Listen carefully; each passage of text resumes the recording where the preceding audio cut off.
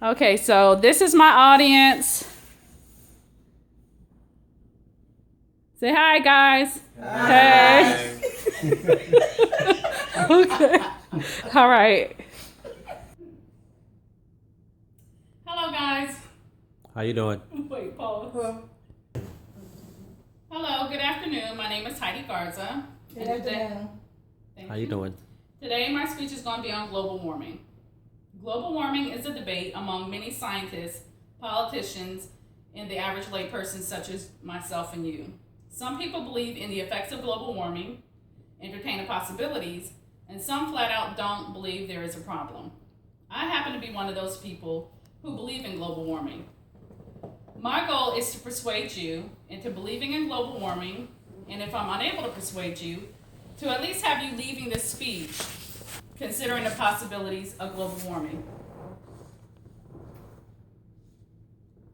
We live in a world today where people have grown numb to the effects of human destruction. That old cliche, hindsight is 2020, is what comes to mind when people question the realness of global warming. What is it going to take for people to believe human destruction is going to be the cause of Earth's destruction? Next slide. Greenhouse gases. Greenhouse gases are gases in our atmosphere that holds in heat and increase our atmosphere and ocean's temperatures. Those greenhouse gases are carbon monoxide, methane, and nitrous oxide. Carbon dioxide, CO2, is the primary greenhouse gas released through human activities. In 2013, carbon dioxide accounted for about 82% of all U.S. greenhouse gas emissions from human activities. Carbon dioxide is naturally present in the atmosphere as part of the Earth's carbon cycle and has a variety of natural sources. However, since the Industrial Revolution began in 1750, human activities had contributed significantly to the increase of our carbon dioxide in our atmosphere.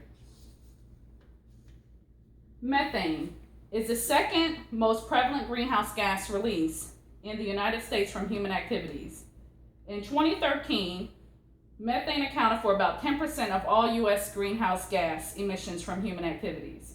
Methane is released by natural sources such as wetlands, as well as human activities such as leakage from natural gas systems and rising of livestock. Globally, over 60% of total methane emissions come from human activities. Methane is released from industry, agriculture, and waste management activities. Nitrous oxide.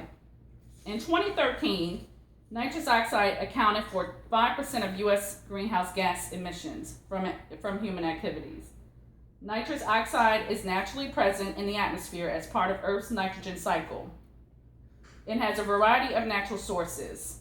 However, human activities such as agriculture, fossil fuels combustion, water waste management, and natural processes are increasing the amount of nitrous oxide in the atmosphere.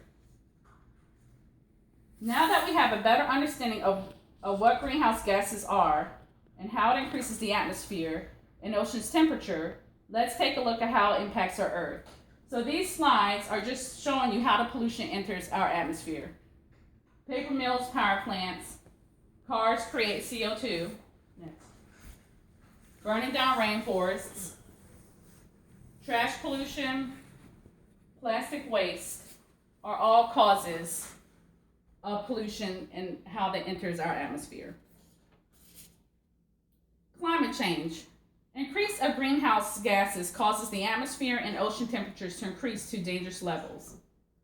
According to the book My Space, Our Planet, the average global temperature has increased by 1 degree Fahrenheit over the last century. Scientists predict that the global average temperature will continue to rise between 2 and 11.5 degrees Fahrenheit by the year 2100. Global warming is causing our Earth to become off balance and is causing our climate to change, impacting our Arctic ice caps and increasing our natural disasters around the world. Next slide. So this is just giving you a comparison to 1984 and the year 2012. It's showing you how the ice caps have melted away because of the increase in temperature. Next. And this is just another example. Now, according to the book, An Inconvenient Truth, The Crisis of Global Warming, Himalayan glaciers on the Tibetan Plateau have been among the most affected by global warming. The Himalayan glaciers provide more than half of the drinking water for 40% of the world's population. If the glaciers melt, there will be a shortage in drinking water. Natural disasters. Hotter temperatures, drier soil, making it impossible for farmers to produce vegetation. Drier soil and plants cause an increase in wildfires. Drier atmosphere causes more lightning and causes more wildfires. Warmer waters causes frequent hurricanes. Remnants of hurricanes cause inland tornadoes. Storms are coming at a greater force. These are just examples of those that I just mentioned. Dry crops, Hurricane Katrina, tornadoes, wildfires, and lightning storms. Sooner or later, we will have to recognize that Earth has the right to live without pollution. What mankind must know is that human beings cannot live without Mother Earth, but the planet can live without humans. Evo Morales. So what can you do to help reduce your carbon footprint? What is your carbon footprint?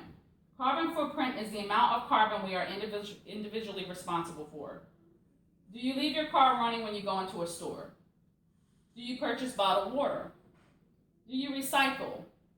Do you waste electricity? And do you waste water? How to reduce your carbon footprint? Reduce energy consumption. Turn off your lights around the home. Don't leave your car running when you go into the store. Unplug electronics that you are not using. Set your thermostat to an energy efficient temperature. Don't overuse your washer and dryers. And think green. Limit shower times. Don't leave water running when you brush your teeth.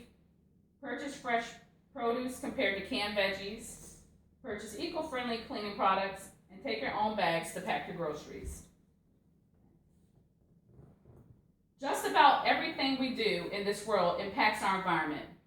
It is up to you to make a difference. Our efforts alone will not fix global warming, but it can help. Carbon footprint matters. It's your choice. You can contribute to global warming, or you can help be an advocate to stop global warming by doing your part and educating those around you. In conclusion, I hope that you enjoyed my presentation on the effects of global warming. My goal was to persuade you into believing that global warming is a real issue we face today. I hope you were able to reflect on what your contribution to this global crisis is, and you have been moved to become more eco-friendly by changing your carbon footprint. And remember, every little bit helps. Good job. Good job.